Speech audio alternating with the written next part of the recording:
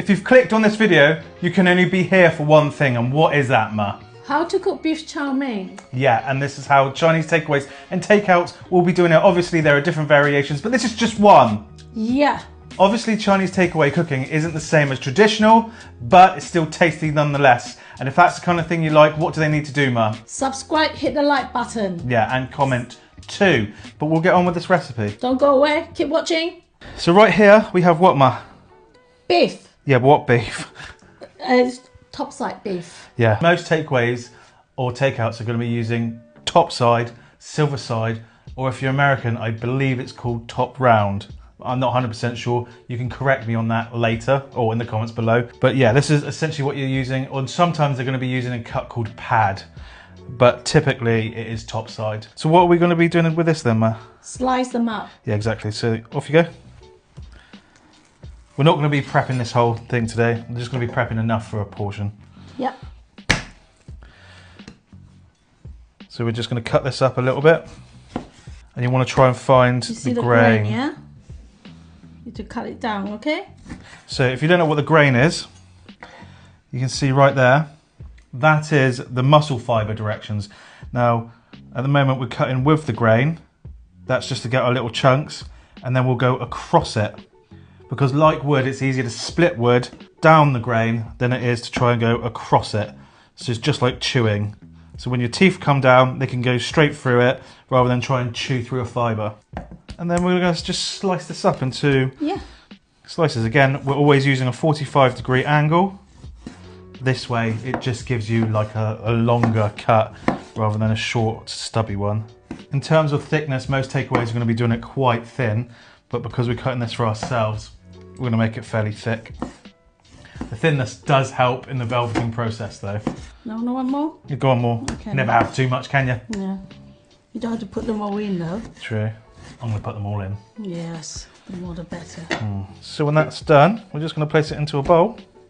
So if you watch this quite often, you're going to know what we're going to be doing next, and that's a velveting. Now what velveting does, it's a marinade process that tenderizes meat using a chemical reaction of some sort, whether that's brining or in our case today, baking powder. No, bicarbonate of soda or baking soda to the people outside of the UK. So we've got probably roughly 350 grams of beef here. Yeah, around that, yeah. So to that, we're going to add probably about Pinch of it. a quarter, just under a quarter teaspoon of bicarb. Now, if you do this properly and you know what you're doing, you do not need to wash this off. Most of the chefs we see teaching people how to velvet put way too much bicarb on, so they have to wash it off. Now, lots of takeaways are doing that, but they're doing it because it's quicker and easier than actually figuring out weights and then making sure you don't use too much bicarb. Because at the end of the day, takeaway food is fast food. It's designed to be delicious, but it's still fast food. Because I know someone's going to ask, if you're using our recipe here, it's also found in our cookbook, which is available at www.jiangs.com.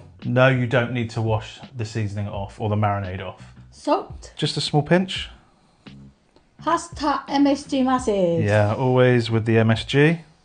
Garlic powder. Yeah, garlic powder. Normally we don't season this with light soy, we use a bit more bicarb. Bicarb, why do I keep saying bicarb? We're salt and MSG, but lots of people have asked how we would use the combination of light and dark for this. So I'm going to show you today. So there's about 350 grams of beef here. To that I'm going to add probably about 2 teaspoons worth of light soy and probably about a teaspoon and a bit and a half really of dark soy. We're going to add probably about a teaspoon of what, Ma? Potato starch. Yeah. Splash of oil. Yeah, about 1.5 teaspoons. And then we're just going to mix this up. If you like us, you like the beef quite dark. So if we were going to do this ourselves, we would actually just use extra salt and MSG and make it really nice and dark with dark soy. But a lot of you said it's just a bit too dark for you. So that's absolutely fine. That's how you like it. And that's what cooking's about. So we're showing you that today. Just really want to make sure that bicarb's everywhere in here. I think that's about right now. So we're going to let that sit for about 20 minutes overnight in the fridge for best results. But if you are going to put it in the fridge, make sure to put it in a plastic container and make it airtight. Yeah, you don't want it to dry out. No, not at all. Yes, it's not a biltong, right? It's not crispy beef recipe. So while we have you, we've got both our cookbooks here. They're two completely different things. The recipe lists are on the website, www.jangs.com. Also, you will find the ingredients list below in the description here, which we're going to start doing from now on. Methods will always be for Recipe Vault members. So we are reducing the price of the Recipe Vault quite a lot, just to say sorry that the ingredients lists are no longer part of that perk, and also it makes it a little bit more affordable for people who want the extra content and the extra bits and bobs as well. So it's a win-win for everyone there. Yes. And the Recipe Vault link is below. So we're going to start off with our veg day.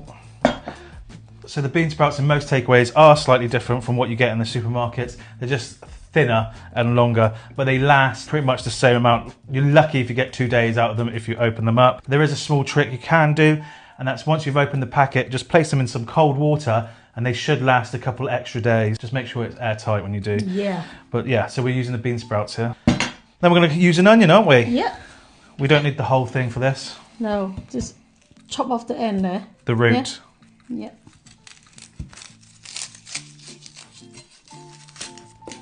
Take off the top. Half it. Yeah. Peel it. Yeah. And then we're going to cut with the grain this time. And the reason why we cut with the grain is because you get long, straight edges to your onions. Whereas if you cut across, you can see you get a bumpy effect, which is fine. It's just about the aesthetics at the end of the day. So if you want that sort of like bumpy effect, then that's absolutely fine. It's just that if people are wondering why the onions in takeaways stay so straight, it's because these onions are really strong and they're making me cry. It's because if they stay so straight, it's because they've cut them along the grain rather than across. And also that bumpiness will be accentuated the more they're cooked. Right, we'll be right back. The onion. Strong. Spring onions, gibbons or scallions, however you want to call them. They're green onions. Some people call them green onions. We're going to be using these today. Most takeaways aren't adding the spring onions, but we just like them, so we're going to be adding them today. Actually, I'll do this because really affecting your eyes, isn't it? Yeah, mine too. No matter what I do, no matter what technique I've tried, onions will always make me cry. Yeah. Some say open your mouth. I did. They breathe through your mouth, yeah. Yeah. Even when I wear goggles, it still hurts. Or put a match on. I've tried everything. I know someone's going to try and give us some advice, but we've been doing this like combined probably about 70 years worth of cooking, literally. And it still made us cry. well, not just that, we've tried every advice. Imagine all the chefs we've ever worked with giving us the same sort of advice, and it just sets us off. Anyway, and then we're just going to cut these into sort of strips. You can be rough with them. You can just half them if you want, but I like some difference in texture, so I go for different sizes quite often. And there you go. That's how we want them. So I know people can go, where's the ginger and where's the garlic? Well, most of the time, takeaways aren't adding ginger or garlic, mainly because a chow mein on its own actually tastes really good. Yeah, of course you can add these two and it will taste really tasty. But if you're trying to replicate Chinese takeaway food at home and you can never get it quite right, normally it's because you're adding too much. Like you're overcomplicating the dish. You're whacking in oyster sauce, 5-spice, garlic, ginger, when actually for Chinese takeaway food, it's very, very simple. Remember, fast food done quickly, that is tasty, not overly complicated. So that's why today we're not adding ginger or garlic. For traditional style cooking, probably would definitely use the what ma? Garlic. Yeah, and sometimes ginger, depending on what mood we're in. Yes. Using both all the time just means that your palate stays really stale. Like if you always overload it, you never really give it a chance to learn and taste different things. So like I can have a bowl of plain noodles and I still find it just as tasty as one with oyster sauce, garlic and ginger in. It's just different. Do you know what I mean? Yes, yeah. That's right. So that's that. Right, so first we're going to need some veg oil. We need quite a bit for this, and we want this to get really hot. So the induction cooker we're using today is hot. Is on the hottest setting is what I meant, yeah? Yes. Yeah. Normally in a takeaway, we won't be doing it the way we're doing it today. It's just this way you can... Another way of doing it. Yeah, yeah. It's a way to make sure your beef doesn't steam in with your noodles at the same time, which can make your noodles go clumpy. If you're good with the wok and you know how to move fast and you're good with temperature at high heat, it's not an issue. You don't need to do this. We do get a lot of people say they don't like to use the extreme high heat, which is fine. It's just this way you can keep your beef charred without it steaming itself because of all the other ingredients that goes in.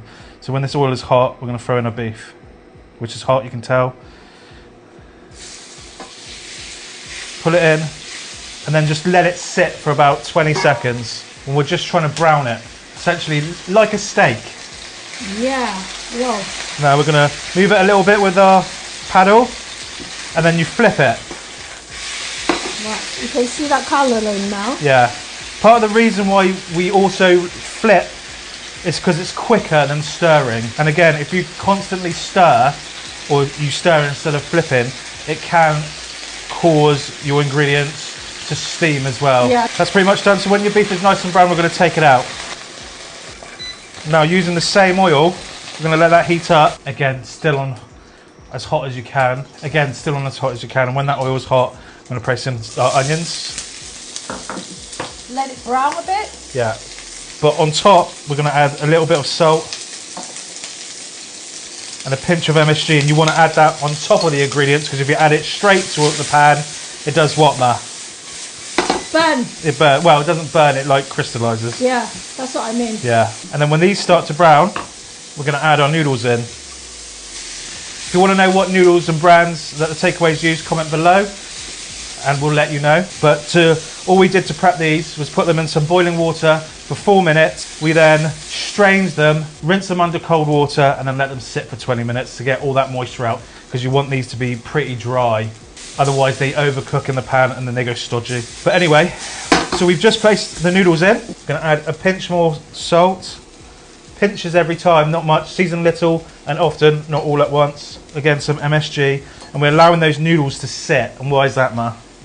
To get char. Yeah, to get that wok flavour. You let them sit for about 15-20 seconds and you turn them, and then you can see that lovely browning on there. That's that rich, smoky flavour you get. So do that about 3 or 4 times, and then we're going to add in some light soy sauce. Yeah. Dark, which is for colour. Salt, light is for salt and soy flavour, dark is for colour. Now you can see your noodles turning brown. Yeah, nice. And then what we're going to do is we're going to cook this off until the liquid in the soy sauce has gone, because then that allows the sugars in the soy sauce to caramelise, and it gives you a nice, real rich flavour. When you can start to see like the browning on the outside of the noodles again after the soy, that's when we're going to go with our bean sprouts. And bean sprouts last, because then you don't darken them up with the soy and they still stay crunchy and cooked. If you put bean sprouts in first, they wilt and they don't stay as vibrant. And along with the bean sprouts, Spring onion. spring onions, yeah. And then our beef. And the beef. So you can see how our noodles and ingredients have all combined. They haven't mixed away or mixed out or whatever. And that's because we haven't overcooked the noodles, and we've made sure that all that excess starch was taken out when we rinsed them underneath the tap. Okay, and that's done and ready to dish out. Yes. Beef Chow Mein. And there Yum. it is. Really looking forward to this. Yep. Obviously, we want some chilli first. Yeah, chili. All over that. Look at that. Wow. Yes. Yeah. Bit of heat. There we go. That's on the beef first. See, that's quite chunky, right? Yes. Normally, top side is going to be, if you don't velvet it, it's going to be tough. Look at that. Hey. Sorry. Like butter. Oh, not butter, that's over exaggeration. But you know what I mean. A piece of steak. Mini steak. Honestly, simple is so much better. Yeah. That tiny bit of biker just do the job. Yeah, you don't need lots. Perfect. Perfect. There is a fine line though, because if you don't use enough, it will be tough. Yeah. Just got the right amount and just send you to heaven. Send you to heaven. Wow. You know what I mean? Heaven. Ah! Beef chow mein for us is our go-to, really. Yeah. Or beef hor fun, which is very similar. It's just Yes. with rice noodles instead of the egg noodles. It's awesome, this is. Just give it a go, you guys. comments and let us know how's your come out, yeah? I got too much now. Ooh, look at that noodle. Wow. If you want like a sesame oil flavour, add it at the end, garnish it over the top. Don't cook with it. In fact, someone the other day was saying they basically cooked a meal and it was making them feel sick and they couldn't figure out why. We got down to the fact that it's because they've been cooking all their Chinese food at home in sesame oil and it's just too heavy. It's a massively heavy flavour. We said, don't use the sesame oil, just use normal veg oil and just come back to us and see what's happened. They come back and said, not only does it taste like the takeaway now, they're no longer feeling sick from it. So just because you think Chinese takeaways and Chinese traditional food is cooking with it, it's not. It's a garnish. Or you can use it in a marinade, so... Should we do a video about how to use sesame oil? Yeah, that's a good idea. Comment If you'd like to see that, yeah? Really good. Thank you everyone for supporting, liking, commenting. It just all helps. Make sure you hit the notification button to keep our videos up on your feed or get notified when we get a new one out. But we really appreciate all of you, every single one of you who takes the time to watch our videos. Cannot thank you enough. It's absolutely amazing. Yeah, Ma? Yeah, you are awesome. Excellent. Thank you for your support. Do you know when you put your thumbs up, you always cover your face? Oh, do I? Yeah. Anyway. We'll sign up for now. Yeah. Ma? Happy cooking, happy eating. Take care until next week. See you next time. Bye. Bye.